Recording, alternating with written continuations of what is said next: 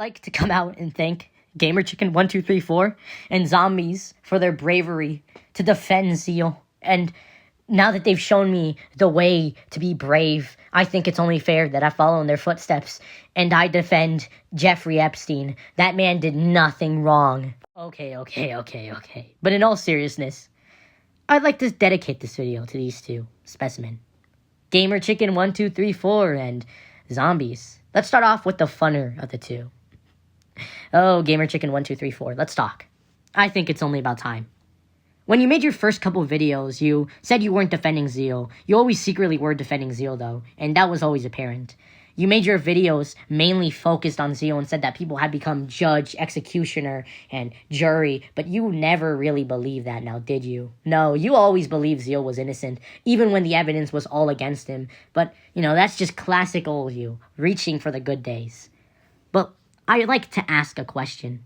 How come you got mad at people for making these jokes about the situation? It's so serious, and everyone's making these jokes, and they're all disgusting, and they should all be ashamed of themselves. But you're collaborating with someone whose thumbnails have memes in them while also talking about Ren?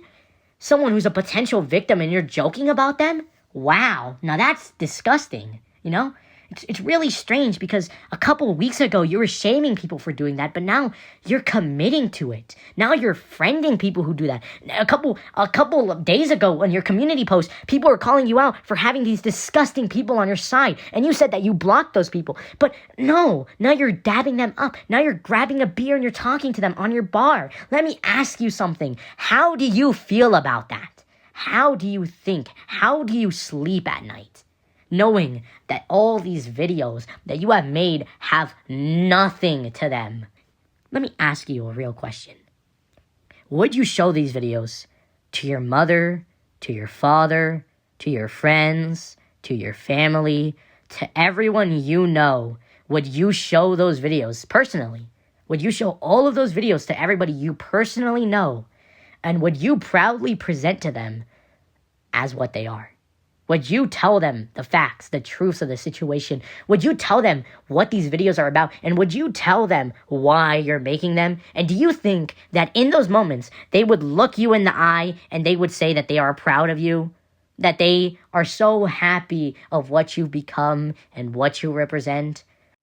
Do you think they would be proud of what a fragile little man you are?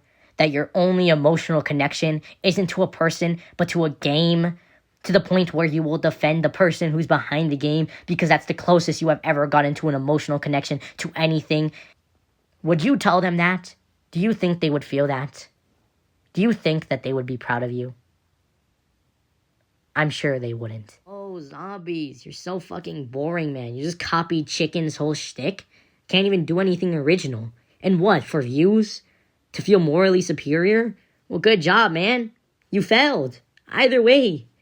Because you're not pulling as much views, and your videos are fucking boring. Your comment section is full of schizophrenic little kids who don't even know what they're talking about. Some little kid starts saying I thought I was above everyone else, and I find that funny as hell, because when did I ever say any of that? But, I don't think I'm above everybody. In fact, I would say I think I'm inferior to most people. But there is one group of people I think I am superior to. And it's people like you. People who sit and just say shit and act like they understand things any more than anybody else does. Somebody who sits on a soapbox and tries to tell you that your way of thinking is wrong or that this person is lying because you just know they're lying, but you can't even read. Someone who intentionally spreads disinformation, ignores blatant fact. People who lie and do all this and want to frame this. Your comment section is pathetic. Do you even read your comments? Either of you. Do you? I bet not, because they're fucking terrible, and everyone in them are fucking annoying as shit. I thought your whole argument was that you were on the neutral side and that you were just taking things off of objective. But everyone in your comment section is not being objective. They're just lying. They're lying. They're saying, I don't take everything objective. No one's being objective. Everyone in your comment section is just straight up lying, and you're just leaving it up there. Why? Why aren't you clearing up shit in the comments when people lie? Why aren't you replying to my comment? You don't read your comments. Do you feel guilt? It has become blatantly apparent to me that these people do not care about the situation, and they never did care about the situation. As, for some reason, these people still run with the narrative that Zeal is innocent, which, by the end of this video, will be 100% debunked, because even using his own document, he proves himself guilty. But we'll get to that. I think it's important to state that the reason why I'm bringing this up is because people like this shouldn't be having a platform. I'm not for deplatforming, because that would take away from one of my inherent values, but I think that people like this should not have the ability to spread misinformation like this. Or what they have been doing is intentionally trying to state that Zeal's opinion and Zeal's recollection of things is 100% factual, when it isn't. There is lies in there, and they're very obvious. And so by the end of this, you should not be on Zeal's side. And if you are, there's no reasoning with you, because it would be useless to reason with a fool. So, I think it's only fair if I do what I need to do, man, and just go over it, because all these people are not going to talk about this, even though it is something that is pretty obvious. Zeal's document does not prove him innocent, it proves him guilty, and we'll go over it. The emotional crisis that Zeal talks about.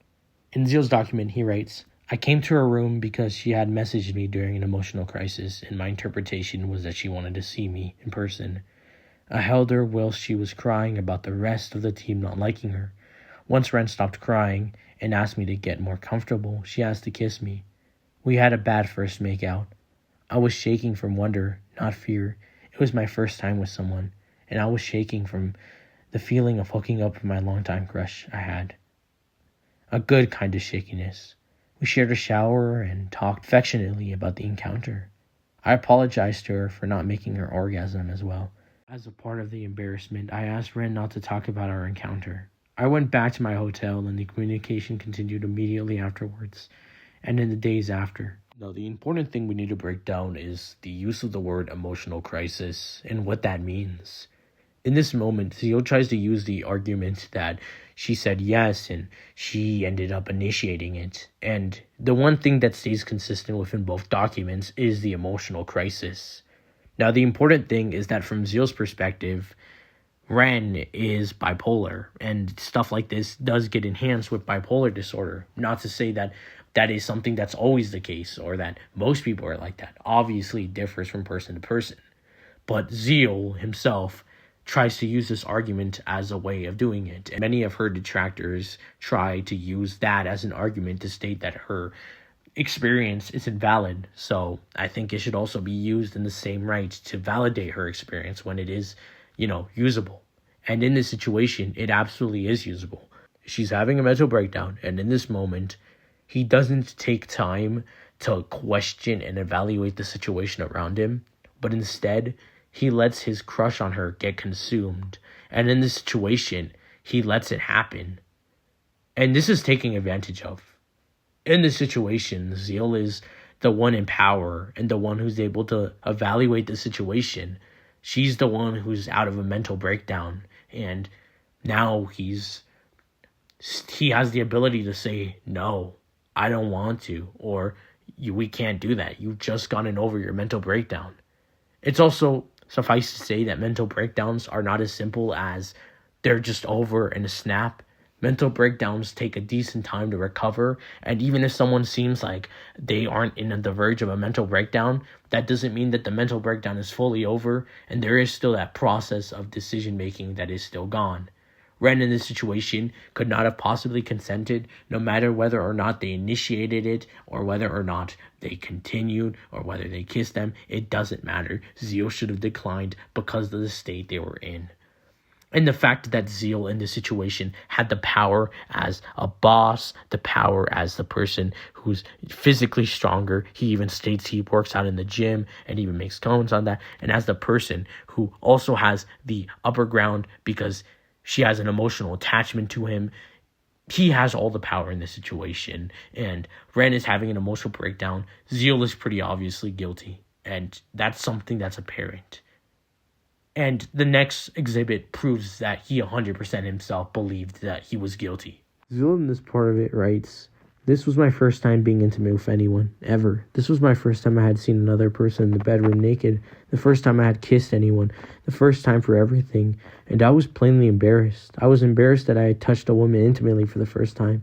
And that I didn't manage to satisfy Ren properly. I was embarrassed, so I left out embarrassment.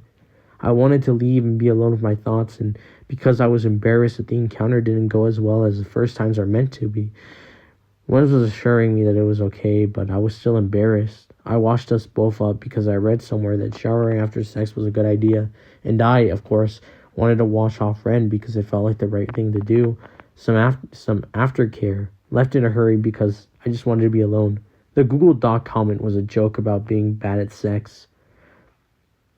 That there would be a report about how bad I am at it. Not at all about a false narrative that anything we had done was unconsensual. Pause. This is a lie. This is as much of a lie as you can get. Let's go over the lie Zeal wants you to believe. Zeal wants you to believe that someone he trusts, someone that he gave up his virginity to, mind you, someone that he was the first person he ever got intimate with, and he makes a sarcastic comment about how he doesn't fully because sarcastic comments are usually supposed to be the opposite, right? That's what a sarcastic comment is. He states as a joke, I can't wait for the Google Doc in 5 years. That's sarcasm. Obviously, he can wait. He doesn't want to wait, okay? He's not excited for that, obviously. So he believes that Ren, someone he trusts enough to do all that, would do that. Not only that, but he believes that it is common practice to make Google Docs because someone had bad sex with you.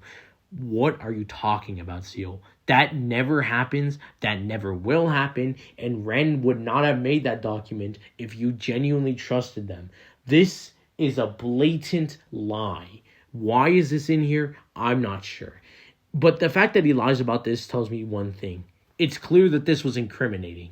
And he needed to lie about this. And so what does that tell me? That it was likely true. What Ren said in the document was likely true. He was joking about it, yeah, and I do think it was a joke. But it's more than likely that the joke was in reference to the SA/rape, whatever. The law, technically, it's a little different. But either way, he's referring to the unconsensual interaction that occurred. And it's pretty clear that this is a lie because it doesn't make any sense if you're going off of his narrative. Now, I bring this up because I've only used Zeal's document. Because a lot of Ren defenders use their credibility as a reason to defame Ren. And you can't, a lot of people have used Ren's credibility as a way of defending Zeal. And you can't do that. That doesn't work. Zeal has his own skeletons in his closet. I'm not even going to get into that. We gotta go over his responses. Those responses are also very telling. His first response consists of a very PR statement in which he just addresses things by saying, that didn't happen, or that didn't happen, as well as attempting to attack Ren's character for coming out with this information. And that is incredibly weird to be saying to someone who is a potential victim. Zeal should not have said that, and it's really strange. Now, Zeal's next response is very important, but I know what arguments I'm going to hear, so let me debunk them first. Before someone tries to use the argument of Zeal had a mental breakdown because he started to lose all of his friends, this document response came out after he had lost all of his friends. And this statement is a lot more well written than what happened next. Zeal was not having a mental breakdown because he lost all of his friends. He was having a mental breakdown because it was strategically better for him to have a mental breakdown. And that leads me to my second point. Zeal's next response is him having a mental breakdown. Now, whether or not this is real doesn't matter. What we do know is that, to an extent, Zeal knew that this was a manipulation tactic. He was using this as a way to get Ren to delete the document. And it's pretty clear that it is. This video of him crying is just him crying and saying, I didn't do that, or I had bad sex with you. He knows that's not true, and he's crying. And like the other thing that I see a lot of people try to use is that Zeal actually went to the mental Zeal actually went to the hospital. No, he didn't. And this is the biggest thing that I think tells me that Zeal is lying is you're telling me all this happened to Zeal and he's crying and all this, and then a couple days later he's on fucking Roblox playing Arsenal. Are we dead ass? Anybody with a functioning brain should have had that been the first red flag that this guy's like that. And he's been doing this for years. Like, when small situations of pressure would happen, he would do the exact same thing of randomly having a public mental breakdown. This is not his first time doing this. He's done this in other situations. He's done it in this situation. Zeal is a known manipulator who does this constantly. This isn't his first time. This isn't his second time. He's done this multiple times. And going off that, it also all makes sense. Zeal made this as a second response in order to gain sympathy. And when he gained that sympathy, he used it as a weapon in order to assassinate Ren's character, which allowed him to wiggle out. And people like GamerChicken1234 were always on Zeal's side. So when Zeal was able to do this, they simply switched sides, in which I say that Zeal's plan worked masterfully. Zeal was able to manipulate the general public by using their emotions and their grief of the game in order to make himself be propped up as innocent. You can disagree with this, but I'd actually like an actual valid reason on why you disagree. GamerChicken1234 and Zombies, if you're so inclined, you can try to disagree with this video and try to genuinely debunk it, and I will have a field day debunking yours. So, do as you say.